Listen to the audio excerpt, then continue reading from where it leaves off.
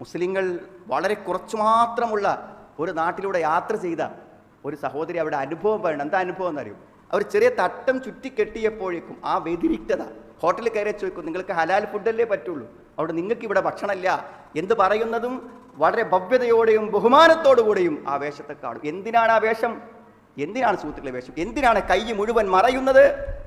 എന്തിനാണ് മുഖവും മുൻകൈയും ഒഴിച്ച് ബാക്കിയുള്ളതൊക്കെ എന്തിനാണ് നമ്മൾ മറക്കുന്നത്? നമ്മൾ ആലോചിക്കണം. യാ അയ്യുഹൻ നബിയു കുല്ലി അസ്വാജിക വബനാതിക വനിസാഇൽ മുഅ്മിനീൻ. പ്രവാചകരെ, താങ്കൾ പറയണം. അല്ലാഹുവിന്റെ റസൂലിനോട് നേരിട്ട് പറയാൻ പറയണം. ആരോട്? സ്വന്തം വീട്ടുകാരോട്, ഭാര്യയോട് പറയണം, മക്കളോട് പറയണം. സത്യവിശ്വാസികളായ അല്ലാഹുവിന്റെ റസൂലും വിശ്വസിച്ച മുഴുവൻ ആളുകളോടും പറയണം. എന്ത്? യുദ്നേന അലൈഹിന്ന മിൻ ജലാബീബിഹിന്ന. ജിൽബാബുകളെ, അല്ല പറഞ്ഞ വാക്കിൻ്റെ അർത്ഥം ജിൽബാബ് എന്ന് പറഞ്ഞാൽ ഗൗണാണ്.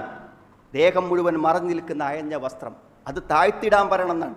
ദേഹം മുഴുവനും അയഞ്ഞു നിൽക്കുന്ന ഒരു വസ്ത്രമാണ് മുസ്ലിം സഹോദരിയുടെ വസ്ത്രം. അവരെ തിരിച്ചറിയാൻ അതാണ് നല്ലത്. അവർ ഉപദ്രവിക്കപ്പെടാതിരിക്കാൻ അതാണ് നല്ലത്. നമ്മുടെ മക്കൾ നഷ്ടപ്പെടുമ്പോൾ, അവർ ദ്രോഹിക്കപ്പെടുമ്പോൾ, അവരുടെ ചാരിത്രം നശിപ്പിക്കപ്പെടുമ്പോൾ ഖേദിച്ചിട്ട് കാര്യമില്ല. പടച്ചോൻ പറഞ്ഞോടത്ത് നിൽക്കാൻ തീരുമാനിക്കണം. ഈ പുതിയ പെരുന്നാളിൻ്റെ വസ്ത്രം എടുത്തപ്പോഴും 1000ങ്ങളും 10,000ങ്ങളും കൊടുത്ത് അള്ളാഹ്ക്ക് ഇഷ്ടമില്ലാത്ത വാങ്ങിയ സുഹൃത്തുക്കളെ. ആണിന് 3 വസ്ത്രമുള്ളൂ മരിച്ചാൽ, പെണ്ണിന് 5 വസ്ത്രമുണ്ട്. എന്തിനാ? മയ്യത്തായി കഴിഞ്ഞാൽ എന്തിനാണ് 5 വസ്ത്രം?